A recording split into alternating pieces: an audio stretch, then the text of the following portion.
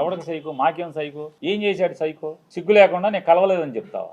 రోజు పురాణాలు నోట్లో ఒల్లివేయటం కాదు, బట్టి పట్టం కాదు, వేద మంత్రాలు బట్టి పట్టం కాదు, దేవుడి పద్యాలు బట్టి పట్టం కాదు, నాలుక మీద పురాణాలు, ఉపనిషత్తులు, వేదాల్లో ఉన్న వాక్యాలు అవి బట్టి పట్టినంత మాత్రాన ఇట్టాగుంటుంది. బట్టి పడితే జీవితం, బట్టి పట్టిన బతుకులు ఇట్టాగా ఉంటాయి. పేరుకేమో బయట మామూలుగా మైకూర్చుకుంటేనేమో వేదాలు, ఉపనిషత్తులు అవి మాట్లాడటం ఆ ఊ అయ్యి అని చెప్పని మనిషిని మందేస్తే ఇది మన తంతు. కామినేని శ్రీనివాస్ చిరంజీవిని పొగుడుతున్నాడు. ఆకాశానికి చెబుతున్నాడు చిరంజీవిని.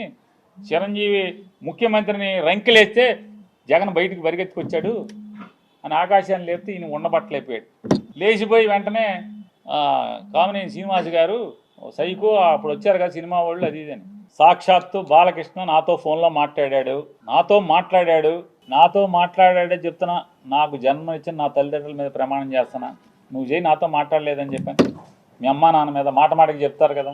అరే ఎన్టీ రామారావు గారు, బసవతారకం గారు ఎంత క్యారెక్టర్ ఉన్నవాళ్ళు, ఎంత సంస్కారవంతంగా బతికారు వాళ్ళు, ఎంత సంస్కారవంతంగా బతికారు. వాళ్ళ కడుపును పుట్టి ఈ రకమైనటువంటి నీచపు మాటల అసెంబ్లీలో పోనీ ఎక్కడో అక్కడ కూర్చుని చీకట్లో మందేస్తా మాట్లాడామంటే అది వేరు. ఎవడో వీడియో తీసి ఫోన్లో తీసేశాడు బయట పెట్టేశాడంటే అర్థం ఉంది. అసెంబ్లీలో మాట్లాడతా.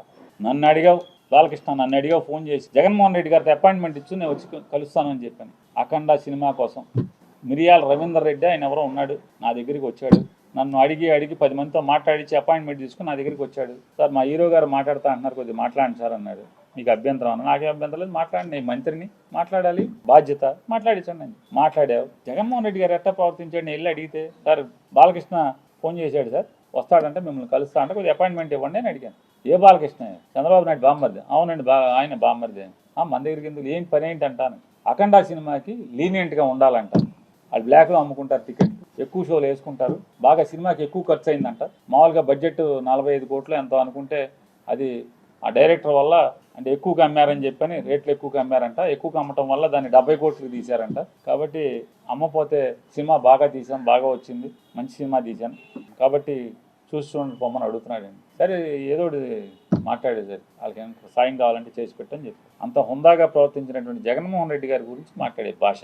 వాళ్ళ తండ్రి గారు ఏం చేశాడు మీకు సాయం తెలీదా? యావజ్జీవ కారాగారం అనుభవించాల్సినోడు కదా.